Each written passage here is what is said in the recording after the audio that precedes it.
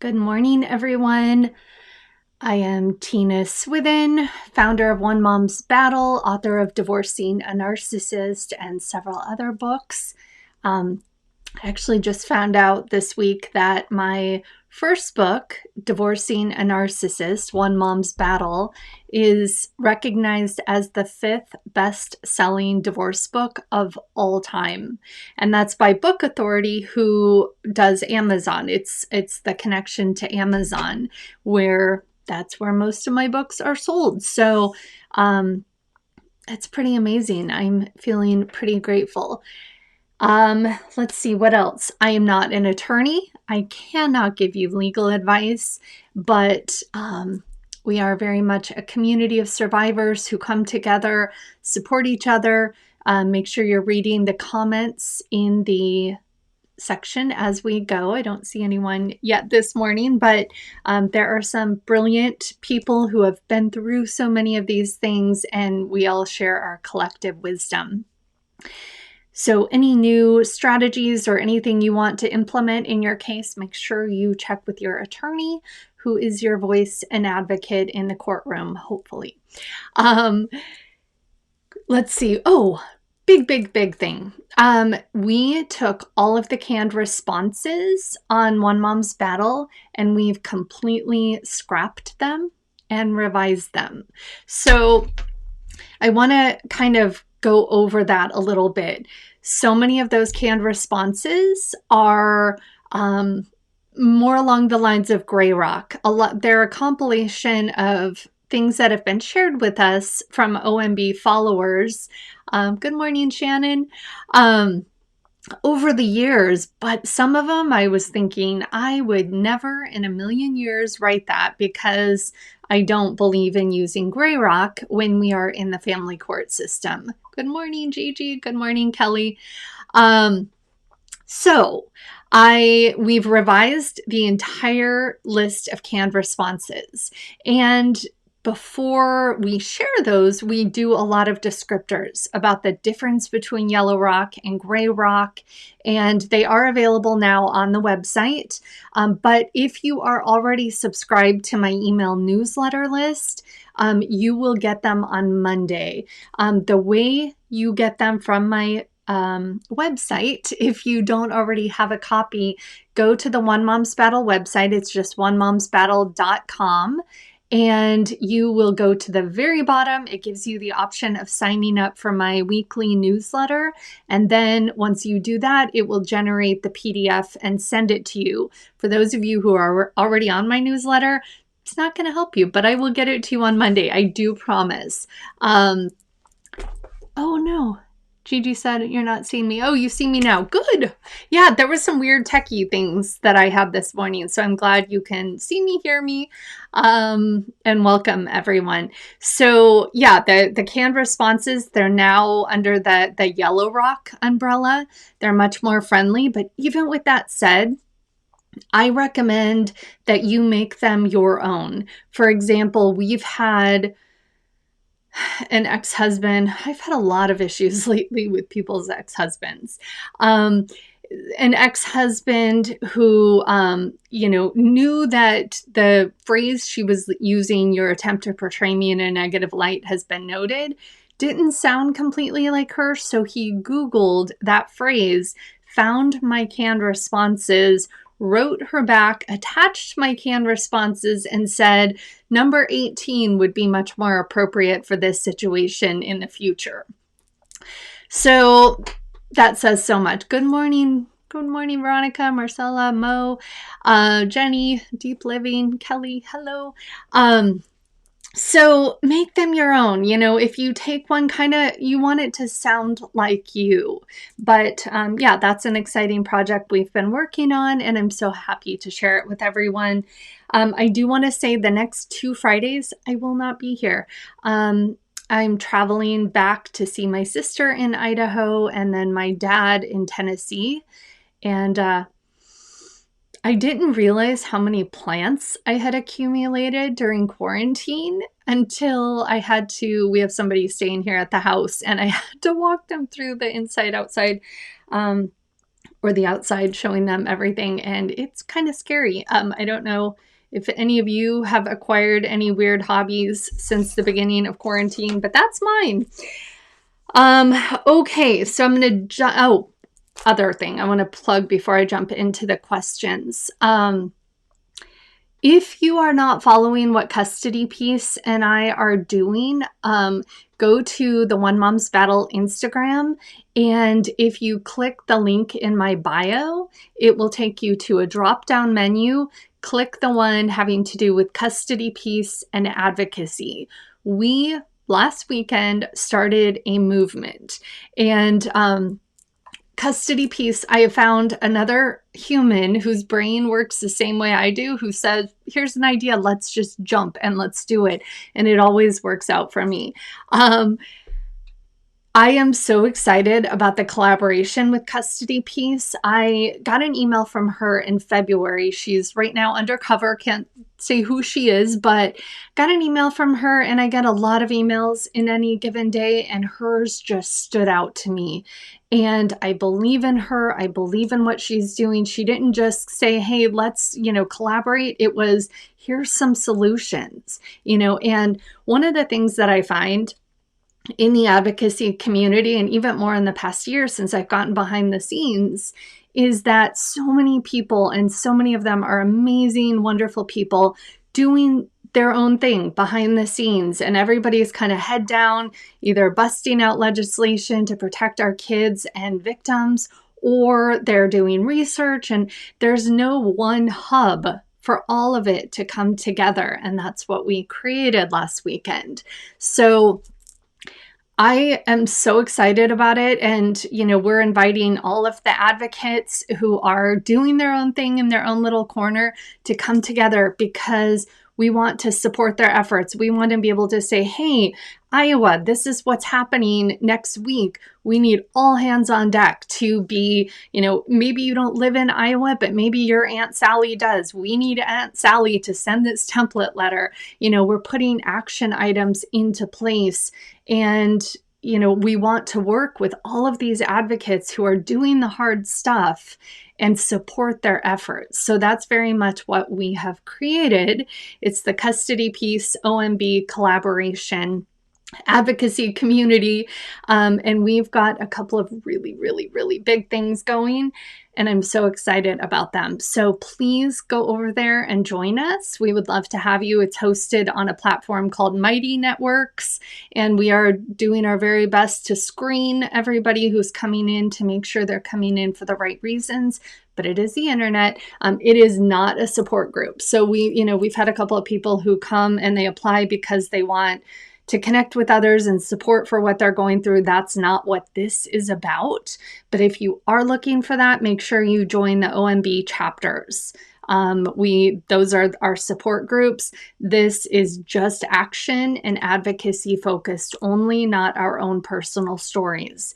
So join us over there. I'm very, very just really excited. So let's jump into the questions, and then I want to write a note because I want to plug something else at the very end. How do I prepare if my son is 13 and will be talking to judges in chambers? And I think that's a big question that so many of us come up against. We would never want to place our 4-year-old in the position to have to talk to a custody evaluator or minors counsel, or our 13-year-old to have to talk to the judge in chambers. This is not the childhood we would have chosen for our kids. But radical acceptance, the here and now, I'll tell you, my girls are, if you met them today, you would have no idea what they've been through. They're amazing humans, and they've been through, I can't even count how many professionals they've had to talk to, CPS multiple times, coming into their school, pulling them out of class, and not doing anything to actually help them. I despise the CPS, DCSF systems. They are not child focused. And But that's a whole other story. But minors counsel, custody evaluators, multiple times they've had to go into judges' chambers. And obviously, that is not what I planned for their lives when I was pregnant with these two amazing little girls. But radical acceptance, it is the path that we've been on. And so for me, what I will say, it's been absolutely critical that their truth is what they speak, and that I am so careful, have always been. Now we have a much more open dialogue because we're not in the court system. I'm allowed to talk to them about all of the things I should have been able to talk to them about the whole way. But now we can have those conversations. Back then, my stance with them was go in and tell the truth. That's all I ask of you.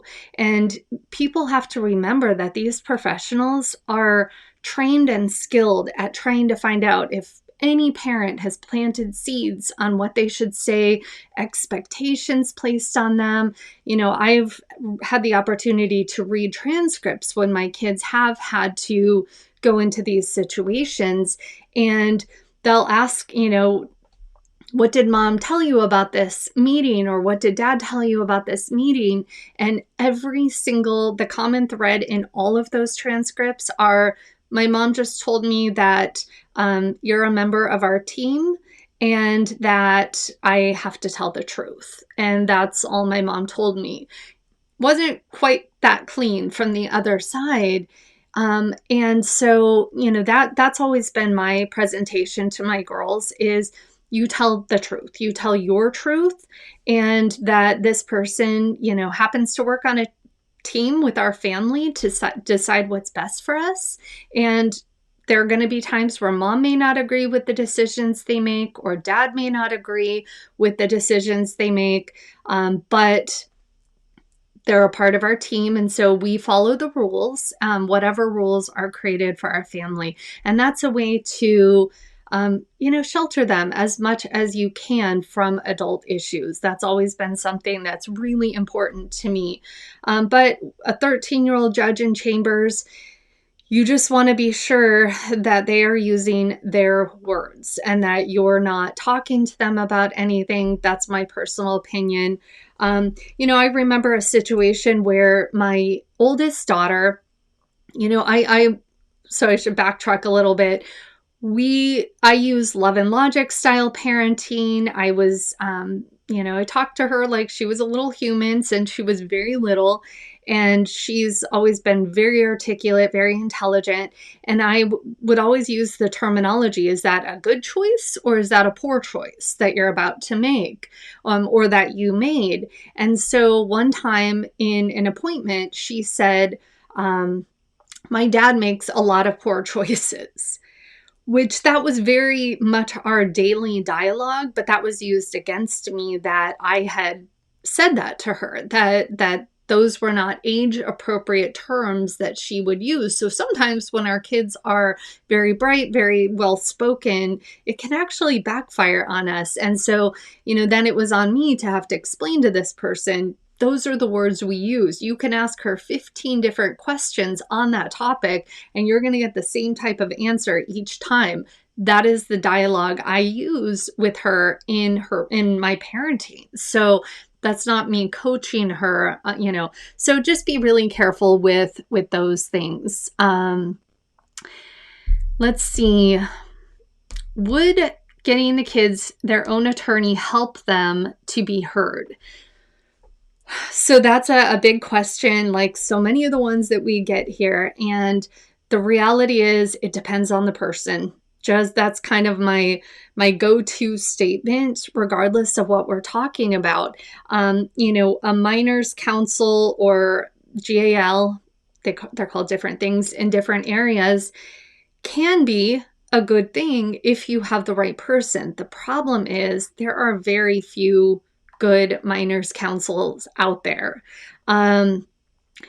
So, and a lot of them just become jaded and calloused to the issues that they see day in and day out. So there's a lot of our cases, because it does tend to be more emotional abuse, psychological abuse, when they're subjected to the worst of the worst on a daily basis. And then our cases come in, and we're trying to articulate these things that are problematic. They're looking at us like, that's not a problem. Like, what are you talking about? Your child had 3 meals today, had on fairly clean clothes, that type of thing. Nobody has bruises. Nobody is bleeding. That's the lens that they are viewing things for. And so that's very much what we're up against. Let's see. So Lily says, hi, Tina, I'm in contact with different resources for families and children in Florida. How can I get some goals educating judges cures law started in my state? One of the things I just shared, we're doing a collaboration with Custody Peace, the marriage of OMB and Custody Peace. Look up her website. I believe it's custody-peace.org. Something like that. But go to her Instagram page and follow along, or the One Mom's Battle Instagram. The link in my bio will have the connection for our advocacy group. And so what you just described is very much of the hub that we've created to get all of these things in action. So I invite you to join us over there. So back to the question with the kids and the attorney, regardless of if it's a custody evaluator, minors counsel, whatever team member that you're considering bringing on, who it is matters, because, if there's 2 different minors counsels that I'm thinking of right here in my county, San Luis Obispo, California. One of them, I have zero faith in. The other one, I think that they could, accomplish some things. But again, even with the good ones, they're looking at this through the lens of what is provable, where are the bruises? And unfortunately, it's really difficult to prove emotional abuse, psychological abuse. A lot of that falls into the he said, she said, hearsay categories. And so as long as you're being realistic about your expectations, and I should also say there are some cases where, the party has their mask on so tight. And I will say, everybody comes to me and says, the mask is on so tight. And then I start digging a little bit. I'm like, well, it comes off from time to time. So there's a whole scale of that. Those who truly never show who they really are, and they are so covert and so good. And then there are the other ones who sometimes the mask sits down on the table, they're walking around without it. Those are the ones where family court professionals can be helpful. But then there's other variables that come into play, like what is their arrest history? What is your documentation? Do they have 3 other exes who all have the same story, so you can show that there's a common denominator in all of these problems?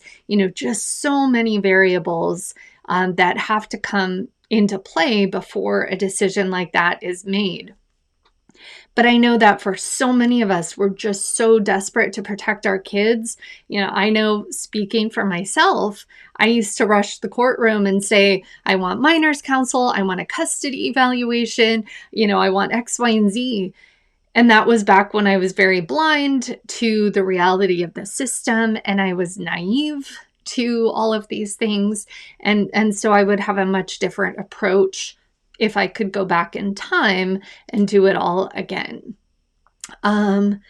Okay, third question. What have been the key things to help your children through the chaos? And this is where the comments and our community comes into play, because I want to hear what has helped, for you to shelter your child or children from the chaos, from this hurricane, narcissistic, toxic person that you are forced to co-parent with.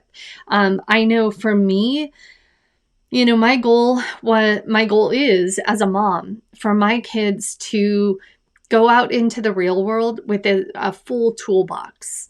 They need to know that, I'm making my 14-year-old daughter reestablish with the therapist right now. She is not thrilled about it at all. And I told her it's not forever, but our therapist had moved out of the area. We haven't had one for a while. I want her to have a foundation with someone so that if anything comes up in the future, that is her go-to person. So I want her to know the benefits of therapy, how that can help her.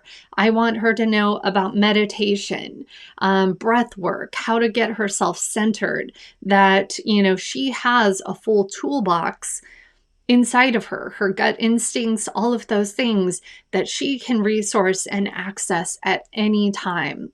I want my kids to be connected with emotions, the emotion charts, the cards. We used to play at, two of my kids refused therapy.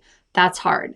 And once they get to that age where they know that they can be vocal about things, it's even more difficult. So in that situation, it would be me modeling that, hey, you know what, mom's got to go for an hour. I'm going to therapy. Therapy is one of the things that I keep in my toolbox so that I can show up and be the best human I can possibly be. And so even modeling that this is my priority, this is self-care for me, and I value it. And I think it's important. Who knows down the line, when they're 30 years old and they're like, okay, that importance of therapy was drilled into me at a young age. Maybe that's what I do right now. So we never know when we plant those seeds when they're going to pop up. And that's, a lot of what we do. I will tell you, one of the most important things I did for my kids was to stay in therapy so that I could show up and be their rock. So that I could stay centered during custody exchanges where my ex is very triggering for me.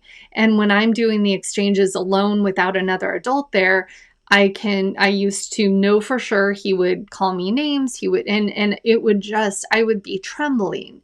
And I remember my therapist said in the very beginning, you have to get yourself centered to where you are their rock. You have to, if you have to role play, if you have to pretend you're an actress, and this is the best co-parent you've ever seen, because her concern was, I can feel your anxiety. If I can feel it, other people are going to feel it. And the lazy thing for family court professionals to do is to say the kid's anxiety is because mom's highly anxious. And so as hard as that advice was, or her calling me out on my triggers and how I was presenting, I'm so grateful that she did, because I see it happen all the time in the family court system. Daily affirmations, that's another great one. I remember my daughters and we created our own affirmation cards. Part of it was I was a single mom. I couldn't afford to buy those pretty cool cards online that so many people have for their kids. But I just went online.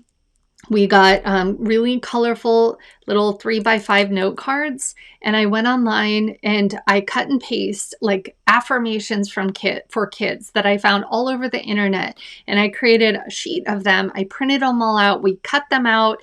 We put them on the little 3.5x5 cards. We decorated them. I still have them. They're amazing. And every day we do a new affirmation. You are special. You are so smart. All of those things. It's all those little tools that we bring into the equation. Let's see. Anxiety is a big one. And so if you're going to a custody exchange and that you're triggered by your ex, one of the things that I see happen, they'll have a PI sitting off to the side, filming the entire interaction.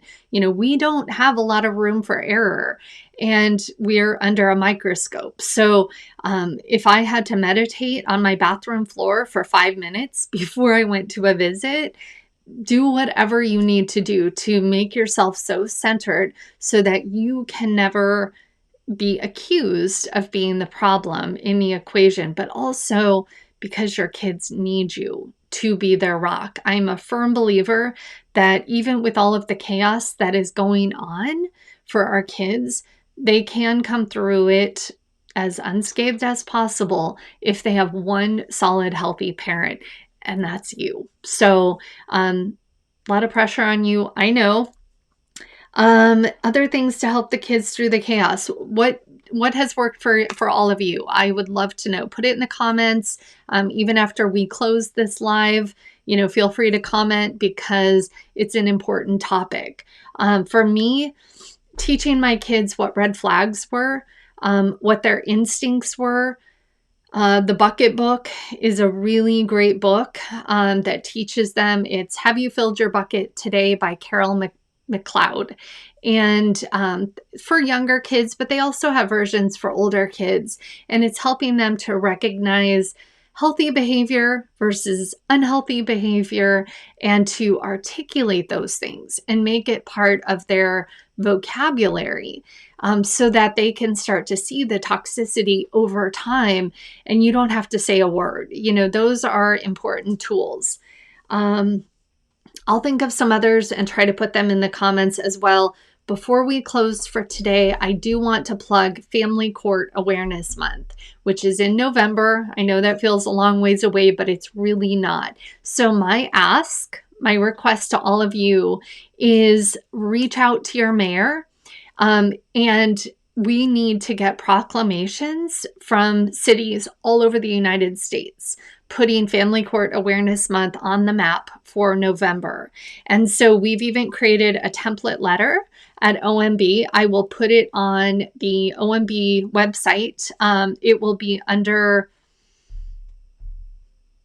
I'll comment here and let you know which tab it will be under, but we created a template letter. So all you have to do is fill in the name of your mayor, add your own details.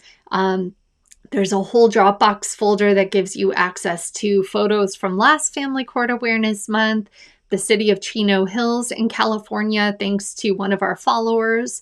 She was able to get a proclamation from them. We were recognized by Senator and Assemblywoman Rubio out of California. So we started the momentum last year and we need to keep it going all the way across the US.